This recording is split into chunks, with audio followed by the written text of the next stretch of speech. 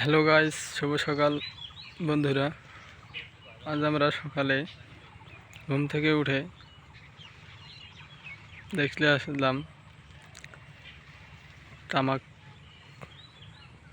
গাছ, তামাক পাতা। আমরা রংপুরের এক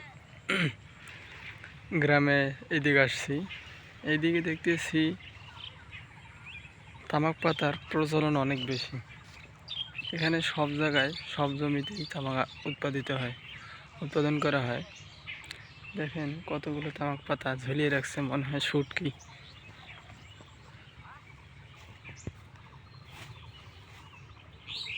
তো দাদা এলে দাম গঙ্গা এবার বাজার কম ৬,০০০ হাজার মন না কেজি? মন। মন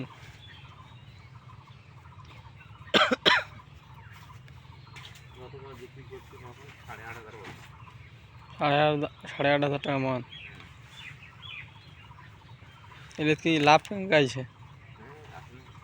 লাভ আছে, একজনের মনে করেন খাটন আছে, পরিশ্রম আছে।